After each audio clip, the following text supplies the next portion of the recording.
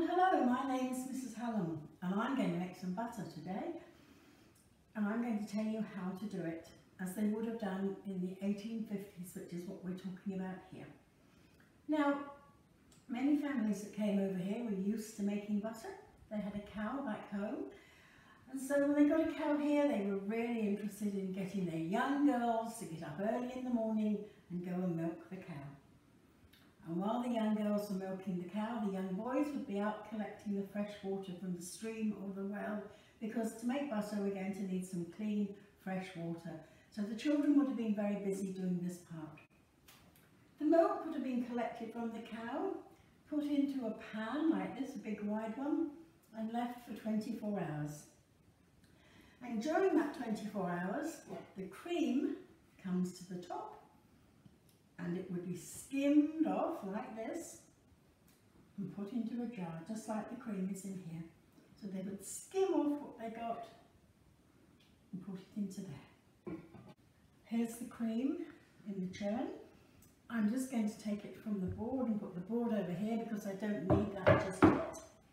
I'm going to put that there. And I'm going to get out my paddles. Now, these paddles, they're wooden. I've kept them in water because if you don't keep them wet, they dry out and crack. So this is what I'm going to use. I'm going to put the paddles into the churn. There we are. Screw it on as tightly as I can. And the way to make butter is churning. And churning means going round and round and round like this, very, very fast. Now this actually takes quite a long time. It helps if you have a little bit of a rhyme to work to. So I would be saying to myself, come butter come. Mrs. Hallam's waiting at the gate, waiting for some butter cake. Come butter come. And then if I got a little bit bored with just saying that, I could make it go a bit quicker. Come butter come. Mrs. Hallam's waiting at the gate, waiting for some butter cake. Come butter come. Or I could do it more slowly, or I could make it however I go, but it does help to have a rhythm. And while I'm doing this, the cream in there is changing from a nice clear white liquid to a more yellowy looking cream in here. And as time goes on, it will separate out into butter and buttermilk. And that is just by the action of using my elbow grease. You know, you've heard of the expression elbow grease? You need lots of it to make some butter. And I will just keep churning until I can feel some changes within the jar. I've been doing this for quite a long time now, and I think I might have some butter. So I'm going to take off the lid and have a look. Oh yes, there's some butter. I'm going to put my paddles back into the water to keep them nice and secure. And I have got in here some yellow butter and a creamy liquid called buttermilk. Now, buttermilk in the olden days was a little bit more important than it has been recently. They used to use buttermilk for buttermilk scones, buttermilk pancakes, but for any of their cooking. It's also very good for if you have a sore tummy. It will settle your tummy and make you feel so much better. And it's also really good for washing your face.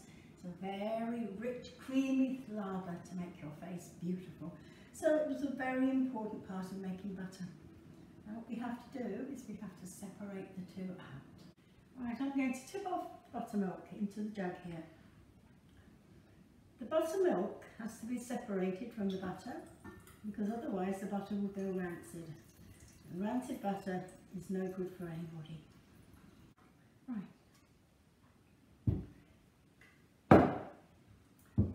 The boys, as I mentioned earlier, had to go and fetch some really nice clean water, which is here, so that the girls could use it to rinse the butter.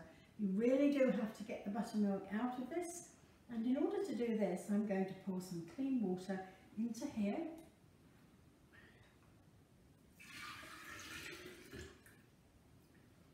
And I think you can see the liquid is very cloudy, very milky. So I'm going to get a piece of muslin cloth, muslin lets the water through and keeps the butter in. And I'm going to put it back onto the top of the bowl here, and I'm going to pour this through. Give it a jolly good rinse. There. And then I will put this into here. Keep it there. And I'm going to pour another bowl of cold water. The children would be doing this about 6, 7, 8 times to get it really clear, but we're going to do it just twice today. I'm going to tip this into here.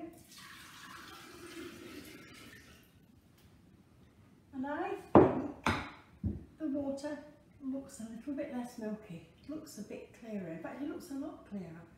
So we've obviously done a good job and got some of the buttermilk out. So I'm going to put my muslin cloth back again over the bowl here. And I'm going to tip this water into here. Right, I'm going to put this back over here.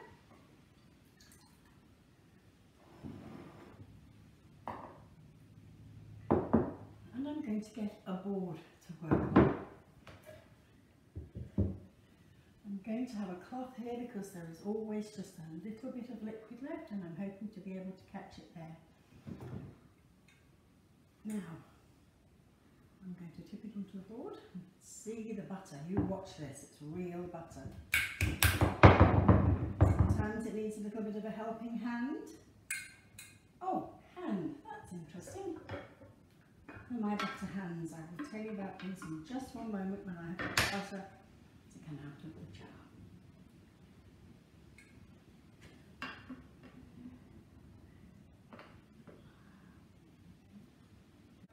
My butter fingers would be no good because they would end up slippery. I've got butter hands. There's ridging on this side, which means it will grip the butter, and the other side is smooth for if I need to do anything with that. But I'm going to use the ridged side to shape the butter into a butter pat. This is what we call a butter pat. Shape it like this.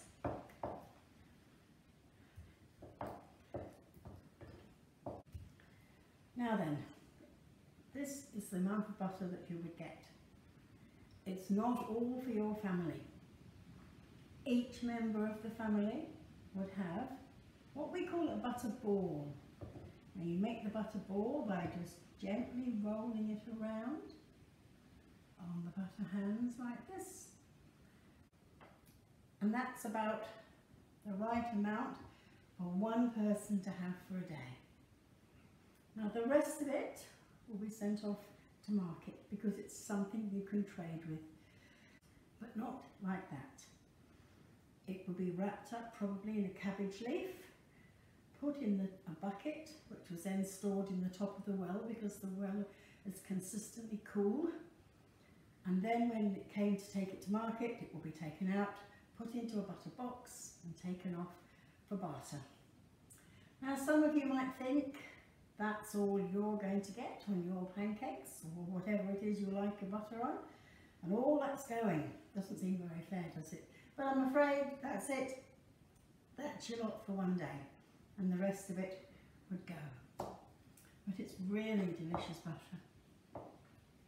The way that my butter would be identified would be I would have a stamp that I would put on the top of there. I would have a mark. It could be something I made with my butter hands, or it could be something that somebody has made for me out of wood, and I would press the pattern onto there. And in that way, you would know that my butter was the best in Hawick. And I'm telling you that because I've tried it. So this may not be very much, but it's high quality, good butter. I hope you've enjoyed watching me make butter. I hope you will accept the challenge and make some butter for yourself. It really is good.